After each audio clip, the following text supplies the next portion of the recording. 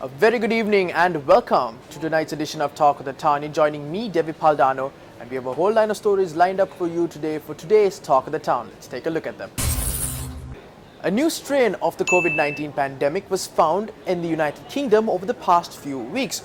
Now, as a result of finding this new strain, countries have imposed travel restrictions to the United Kingdom. One of these countries, of course, includes Sri Lanka. Now, as of 2 a.m. tomorrow, that is Wednesday, Sri Lanka will put a travel restriction on the United Kingdom and stop all repatriation flights from the United Kingdom to Sri Lanka and vice versa.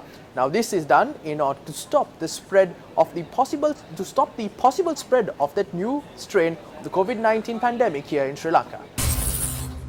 Now, the second phase of the Viru Abhiman insurance scheme began today. Now, the aim, in fact, of this insurance scheme is to provide financial cover for frontline workers who are heading the fight against the COVID-19 pandemic here in Sri Lanka. Of course, the initial phase or the initial start of the insurance scheme began during the initial start of the outbreak of the COVID-19 pandemic here in Sri Lanka.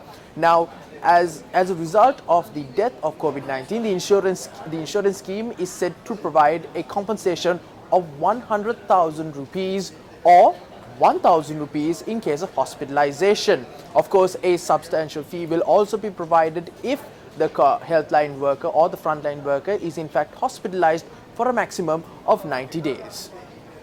And with that, we wrap up today's Talk of the Town. For more news, log on to our award-winning website, that is www.newsfirst.lk. For the Newsfirst team, on Devi Paldano, you can also stay tuned to our 3 social media platforms, that is Twitter, Instagram and Facebook. Of course, like I said, for the Newsfirst team, my name is Devi Paldano. Stay tuned for tomorrow's Talk of the Town.